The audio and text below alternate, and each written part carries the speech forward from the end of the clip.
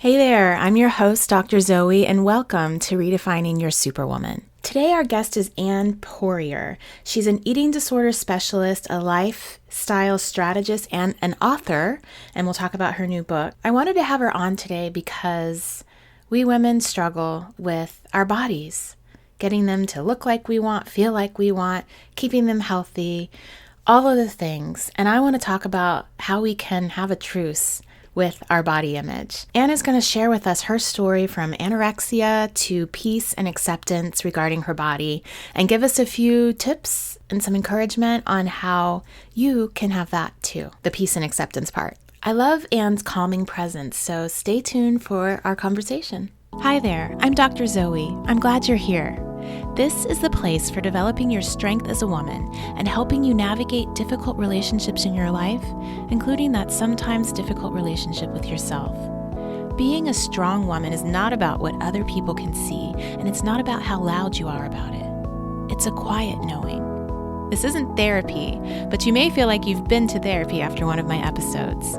Here, we also explore the intersection of psychology and faith, all with the purpose of creating a new kind of strong. Welcome to Redefining Your Superwoman. Welcome, Anne. I'm so glad that you are joining us today. And as I mentioned already in the introduction, you are an intuitive eating coach, an eating disorder specialist, lifestyle strategist, and now an author. Yes, very exciting. And I'm excited to be here to share with you and talk to your audience and just spread different messages in the world. Yes, and we are looking forward to hearing them.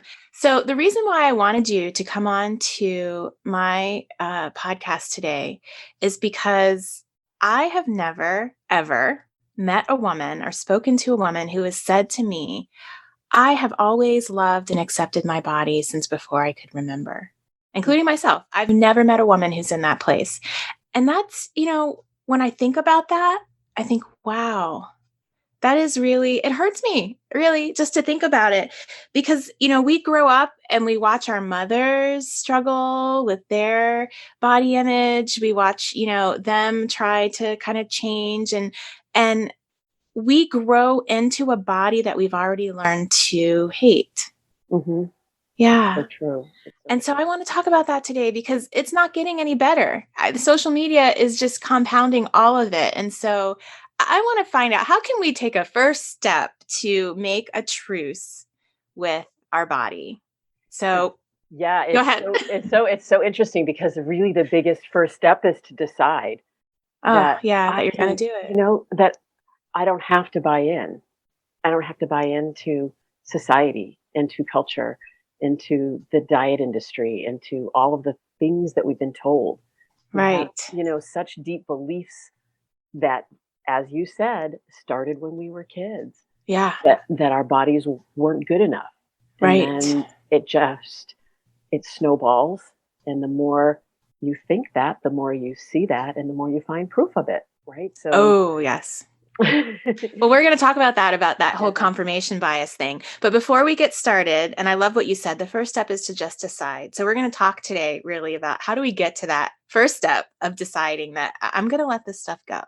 But before we get into it, can you please share your Superwoman win and your Superwoman fail with my audience? Sure. My Superwoman win is I just started a community on Facebook, a free one, called the Body Joyful Revolution. And I'm so excited about it because it's for women who just want to come in and be confident and comfortable in their bodies, no matter what size, shape, or weight they are. Just, let's find a new place to gather rather than the coffee shop with all the diet talk, right? A different place to gather. And so that's going to be my win because it seems to be some really great conversations and people are sharing their stories in there. There's a vulnerability and a connection that's already started. So that's my win. Really big win. Congratulations. Fantastic win. So people can find it at the Body Joyful Revolution, and it's right on Facebook. It's a private community. So great. Body Joyful Revolution. Thank you for sharing that. Yeah. So your fail. We were just talking about, I have quite a few of them, but they always help me learn. Right? Yes, absolutely. And, I really want to say my biggest fail was when I went through a divorce Mm-hmm. and I didn't take ownership of my Mm. part of it. Yeah. And it was really being able to own my part of the dysfunction Mm-hmm. and then to own my part of not being the best mom I could be, Mm-hmm. and to actually have conversations with my daughters about, apologizing and I'm sorry. I am here to do better. I Yes. am learning from my mistakes. But I think it just changed everything for my relationship with my daughters, who are, they're adults, 27. So being able to say, hey, I was doing the best I could, but I didn't know any better. And now I do. So here I am. You know what? That is so beautiful, really. Brings tears to my eyes as you say that. I've certainly been in that position of apologizing to my children. I think I was writing a blog about that, but that is really, I can tell you, I've been doing therapy for, I think, almost 20 years now, maybe more. And I think all of my clients need to hear that. Every single one of them is in the office with me because there's somebody who hasn't been able to say that to them. And those words are so simple, but they do mean so much. And just like you said, they're reparative. They honor their experience. And so thank you. Thank you for sharing that deep fail, which has really turned into an amazing win. Because Exactly. I think so many women need to hear that. So thank you. And I'm glad that you had that reparative experience. So can you tell us a little bit about how you got from a place, because I just said, I don't know any woman out there who has always loved her body. So how you got from a place of not loving your body to a place where you are right now. And I have to say, I love your energy. Something just exudes through the screen where we aren't in the same room together, guys, but I just love your energy. So I can see, a lot of the deep healing that's been done. So can you share with my audience just your story? Sure. I hated my body for forever. Just like, Many women, yes. And that's what we learned. It's been kind of a learned response that we're supposed to look different. We're supposed to, and if we do look different, then we'll be happy and then we'll be successful and then people will like us and, all of those delusions that we have. So I had some experiences as a child, right, that really kind of planted the seed. I call it it planted the seed that I was fat. I didn't look like the other girls. I had really short hair, kind of tomboyish, and stocky, as my mother would call your mother would. right? Yes. And the chubby little baby that I was when I was adopted. And so when they brought me home, I was this chubby little baby. And I just, didn't look like my brother at all. He was tall and thin and blonde. And so, very different genetics. Yes. And he and his friends, I just wanted to be part of their little group, the boys. Right. And they had a little nickname for me. And I laugh at it now because I can, but I didn't at the time. And they called me Annie Fanny Farmer. Oh my goodness. So, and it was just now I can look and say that's kind of cute or whatever. But at the time, it hit me as all I could hear was Fanny. Yeah. And all I could hear was fat. Right. And so that kind of started this thought that I'm not good enough, that I don't fit in, that my body isn't like the other girls. And within another year, going into you have your it was my 11th year physical at the doctor's office. They weigh you. The doctor pulls my mom over and says, you got to watch what she's eating because she's at the top of the chart. So there's another proof. Doctor, I call it doctor approved. Yep. Got to be fat now. Right. And not being able to fit into the clothes that the other kids were wearing. So all of those little things just made me realize that I have to lose weight. So I'm 11 years old, going into 7th grade, 11 to 12, right in that age group. And such a difficult age. Yeah. And I go on my first diet. I'm gonna lose weight, and I'm gonna, people are gonna notice me, and everything's gonna be great, right? And that's my first diet was an extreme success in the fact that I lost weight and ended up in the hospital with anorexia nervosa. Wow. So right out of the gate, at 11, 12 years old, I basically disappeared in front of my parents, lying about what I ate. Mm-hmm. And in this, I'm going to age myself a little bit here, but this was in the 70s. Mm-hmm. So it wasn't, people didn't know what anorexia nervosa was at the time. Mm-hmm. And so my mother basically saved my life because she was relentless to try to figure out what was wrong. Got me help when I did go to therapy, and basically kind of recovered from the eating disorder. Yet the seed was still there, and Sure. my whole, I went into fitness as my career because I figured if I was teaching exercise, then I'd have to stay fit. Mm-hmm. So my whole life has been trying to fit in to society's thin ideal, basically. Always on a diet, always worried about what people were thinking. I say 95% of my headspace was worried about what I was eating, what I wasn't eating, the calories, what I was working, how hard did I work out? What do I have to do tomorrow? Why did I eat that?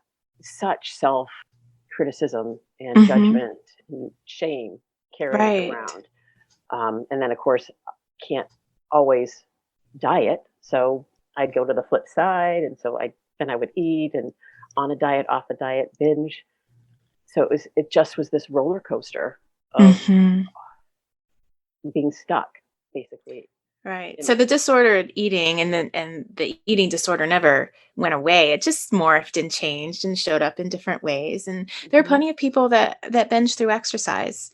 I'm also, I've been a part of the health and fitness world, and so I totally understand that. Although there's a lot of health involved, there's also a lot of dishealth when it comes to eating disorders. And yeah. Yeah. So definitely when life happens, that's when I reversed kind of back into my disordered behaviors, and it happened twice, once in college and then once going through a divorce, and that everything came rushing back in. And that was kind of in that space where my body started to break down because of all the pounding, running. Then I was getting addicted to running. And so it was I in a smaller body? Yes. Was I healthy? No. Right. So I was not healthy at all. It was probably my least healthy. And I was actually getting ready to go into surgery so that they could break my leg so that I could continue to pound on my leg. It was a surgery that my knee was bad, so that there was a surgery there where they could break a bone and line up your leg so that you could continue to run on it. And when the doctor came in and says, I don't know if I'm going to be able to do this. It might, if your knee's too bad, it's not going to help. And I knew as soon as he said that, they're not going to be able to do it. I knew. You knew it. You felt that. Yeah. I felt that. And that, I call that the tipping point of where, what am I doing? Do I want to live like this for the rest of my life? Do I want to be pounding myself? It was almost like I got permission to rest. To stop. Yeah. Just stop beating your body into the ground and stop beating yourself up and start enjoying food and start, you have a choice here. Right.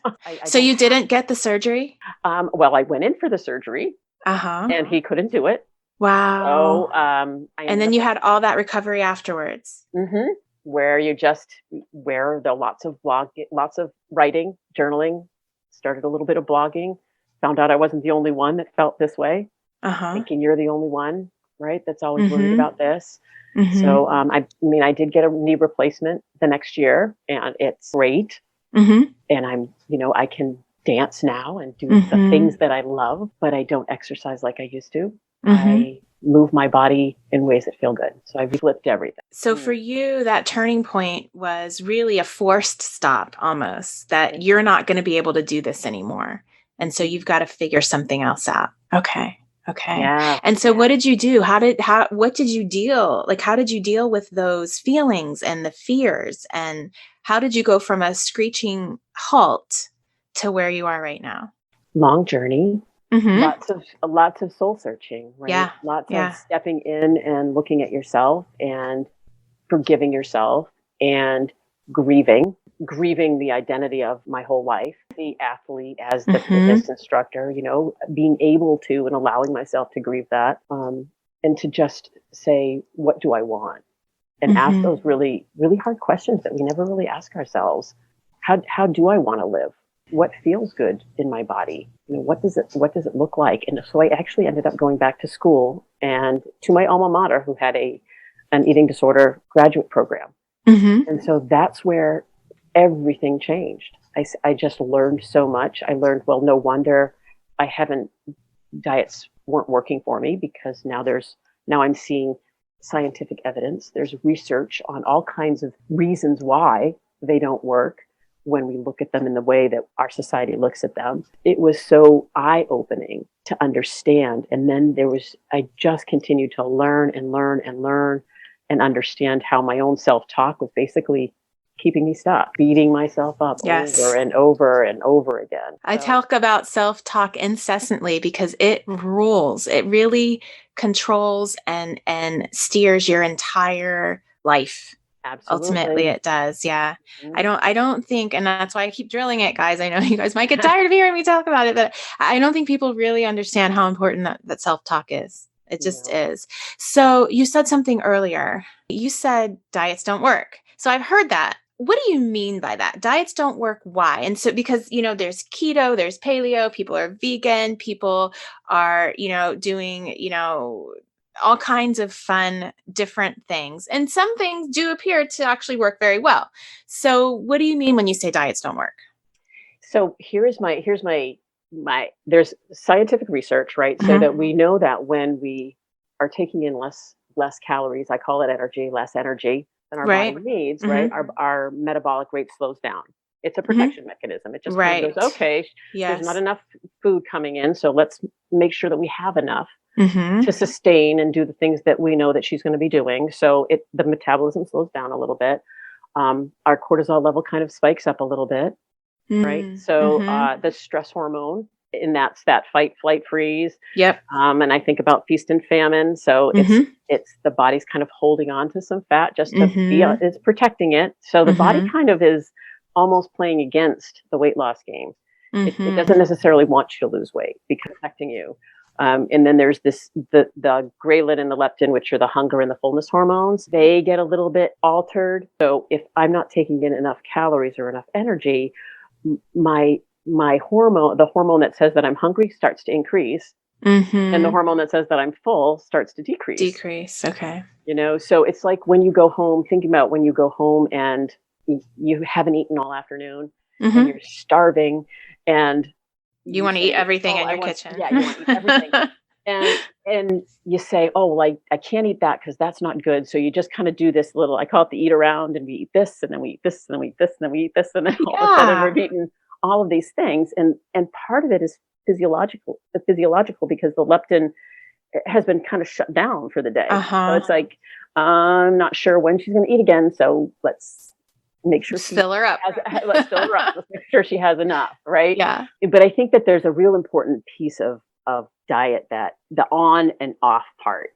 If I go on something, my brain it knows it's going off, right? I always say if there's a way of eating that makes your body feel good, and that you're choosing to eat because it makes your body feel good and you enjoy it, and it's something you can do for your life, absolutely. It's when we do something temporarily. Yeah. Or take foods out of our diet in order to lose weight.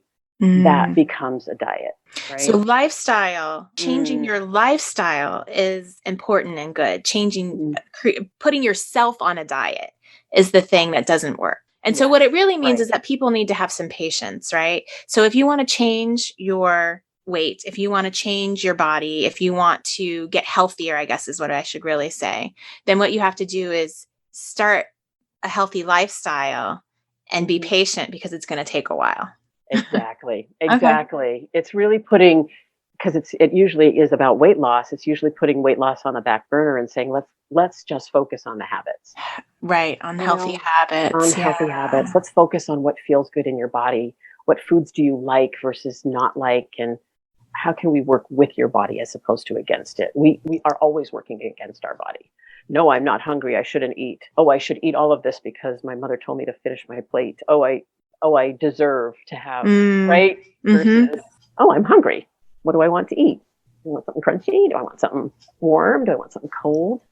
You know? So I want to talk a little bit more about this whole eating diet thing, and then I really want to get into body image, because when I hear intuitive eating coach, my first thought, and I'm going to be honest with you, Yep.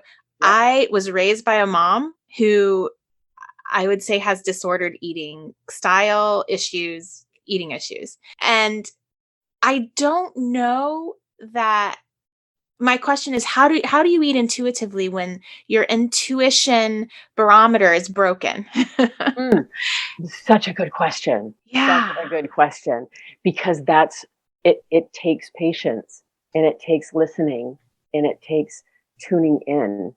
We don't tune into our bodies. They are Right. completely broken. And so Mm-hmm. that's why it's a learned process. What does my body feel like when I'm hungry? What does it feel like when I'm full? What Mm-hmm. what when do I, when should I eat when I'm getting hungry? Do I wait till this time? Do I, and then Well, I when love I that you say yeah. that, because I think that is what I've learned over the years, is to ask myself, how does this food make me feel?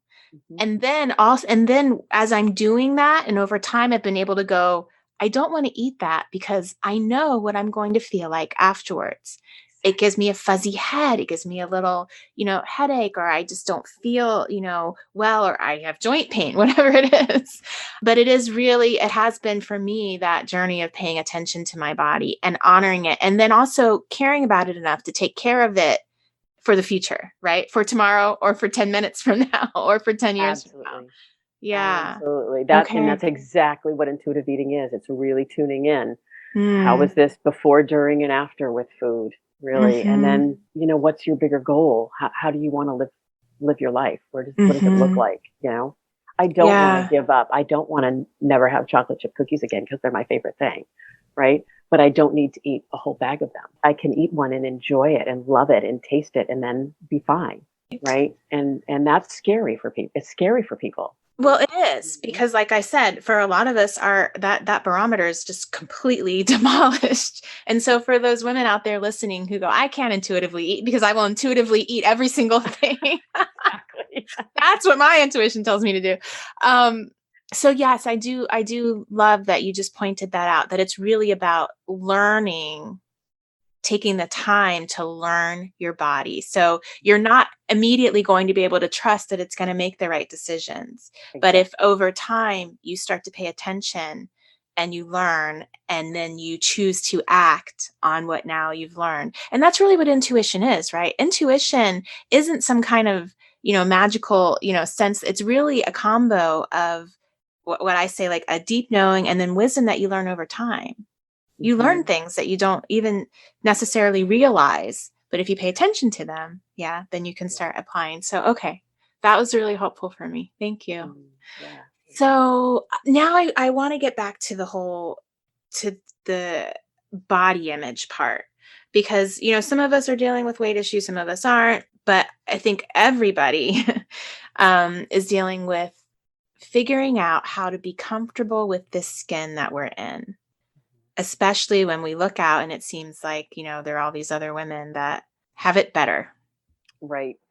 And I think that's the biggest falsehood, right? Is Sure. that everyone, Absolutely. oh, she's got it all figured out. She's got Yeah. it all figured out, and we never know anybody else's story.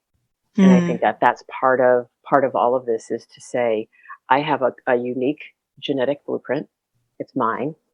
I love Nobody that. Uh-huh. else's, Right. right? Mhm. I have different color hair. I have different eye shape, eye color, foot Mhm. size. Mhm. Our bodies are different, and Right. they were meant to be different. And we just are so focused on what our bodies can't do, or the parts of our bodies that we hate, instead of, okay, if I look at that, that's what I'll see, and it's going to get bigger and bigger and bigger.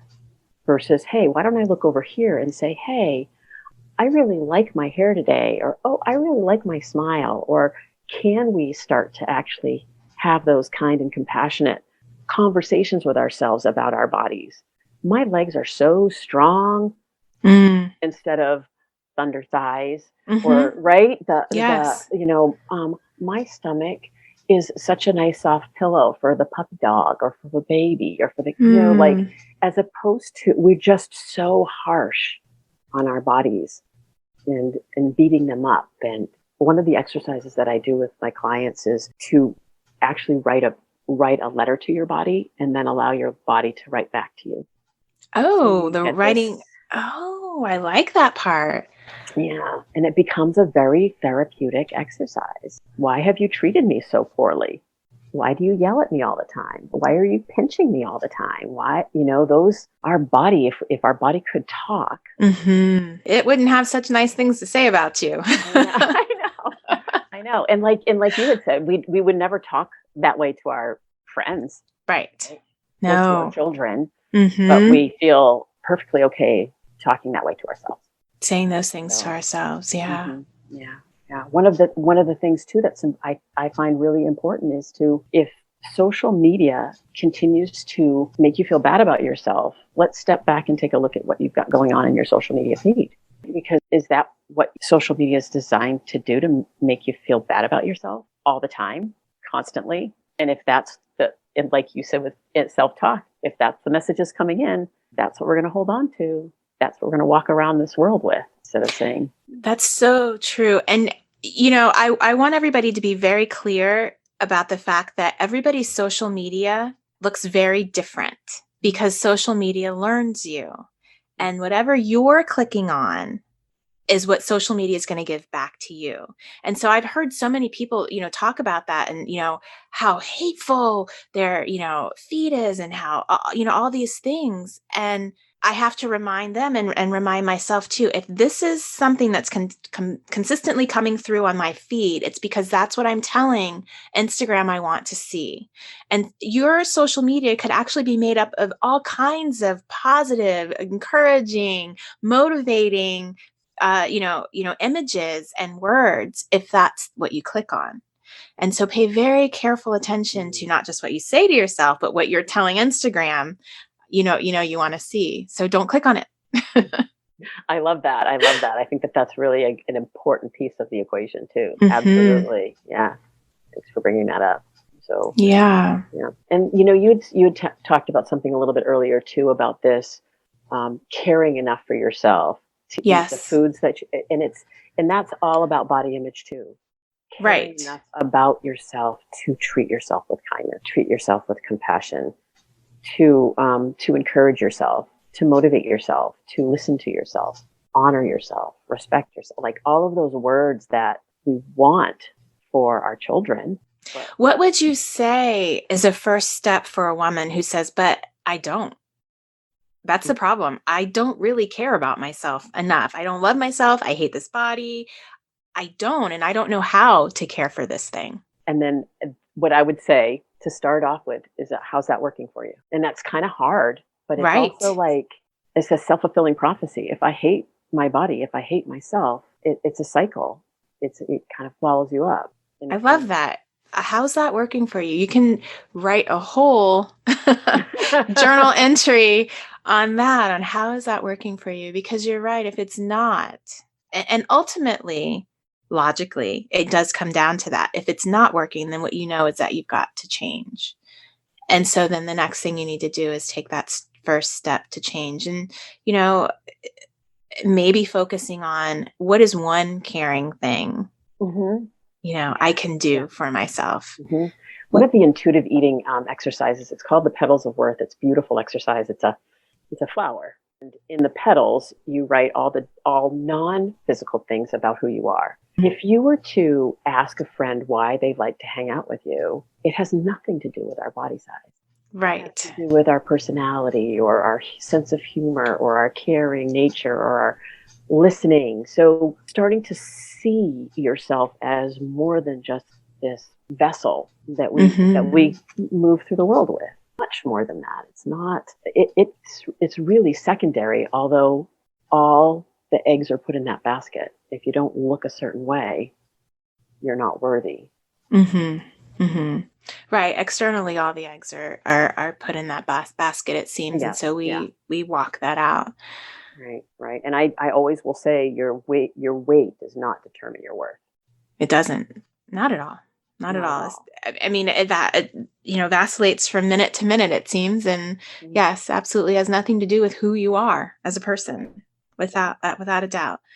So obviously, this is not something, this is a deep, deep seated issue. And this is not something that a woman's going to, fix in a podcast. But my hope is that this will just be a little bit of encouragement, just a little nudge that, yes, you can make a truce with your body. You don't have to live in a place of, I don't like this. You can actually live in a place of, I love you.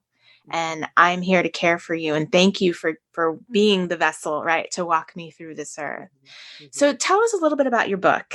You're contracted. Yeah. Congratulations. Thank you. Your book is coming out next fall, Mhm. called Body Joyful. Yeah. Hopefully it'll stay the same. I know sometimes they change those I once. know. Yeah. I know. Well, it's, as you were talking, I think about our body image, and this is the story is a memoir, but it's also kind of it's my story, and it's so what I've learned about myself in the Mm. past, Mm-hmm. basically only 5 or 6 years that I've really flipped this Completely. switch and Yes. said, Yes.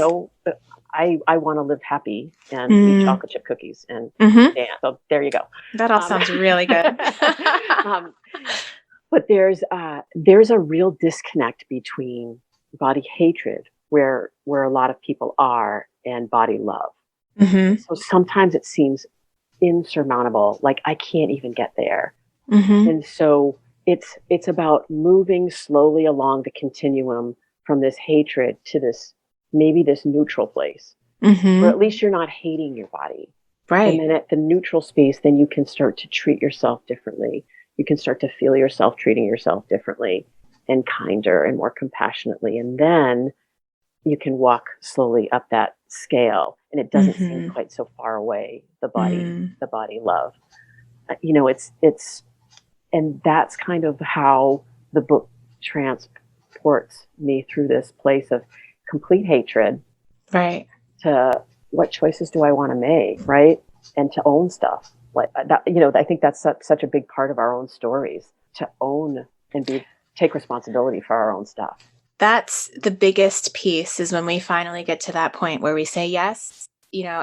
There's that saying, I don't know exactly how it goes, but basically, everything that happened to you as a child, none of it was your fault, right? You didn't create any of that, but it's 100% your responsibility to fix it as an adult. Nobody else can or will do that. And so that's yours. For whatever reason it is, that's reality. And once you take ownership of your responsibility to take care for yourself and love yourself and heal yourself, and of course your responsibility and all the things, the places, relationships, choices that you make in your life, it's really transformative when nobody else is to blame anymore, because then all of a sudden you get to take action. You have to, because you have no other choice, right? Right. If you're Right. the one. Mhm. Yes. Yeah. And I think about yes, yes, that Mm. happened. And now what? And now what?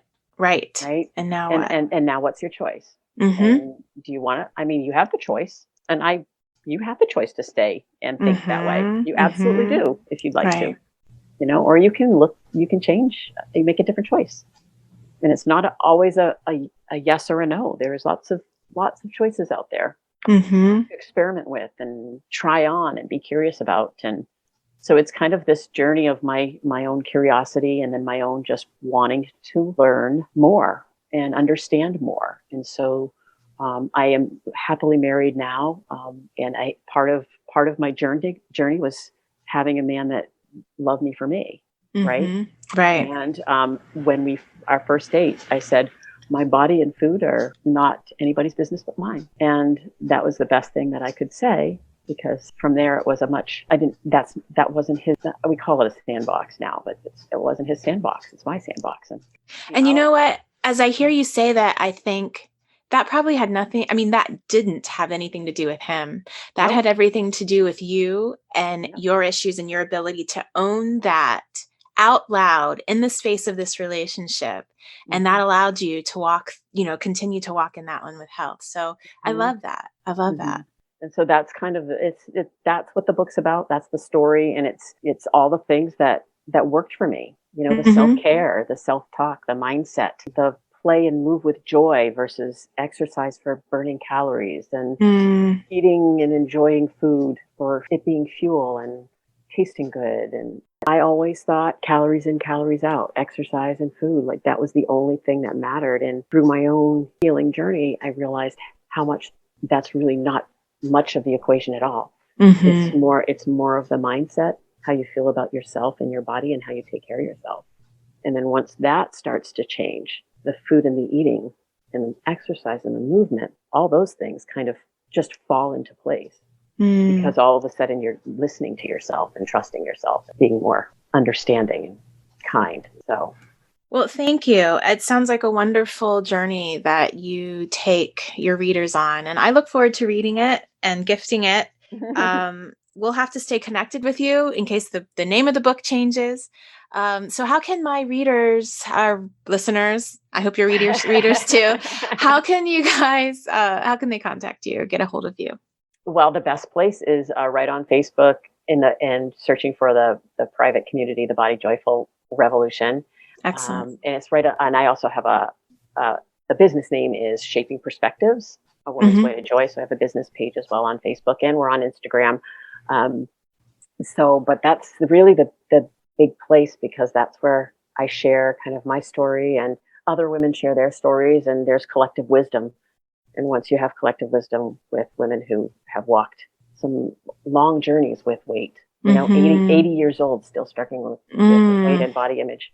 That's what I don't want for our kids. For our kids, for our young women, we need to tackle this early. Well, thank you, Anne, for coming on today and sharing your wisdom. It was helpful for me today. I feel like I definitely got something from it. I hope women listening out did, and I hope they also connect with you. I hope so too. Thank you so much for having me. Greatly appreciate it. Thank you. Thank you for listening to the Dr. Zoe Show, Redefining Your Superwoman. New shows go up every Tuesday. Subscribe so you don't miss an episode. And text the word STRONG to 38470 to get my weekly encouragement. I look forward to connecting with you amazing women on social media throughout the week. Have a super week.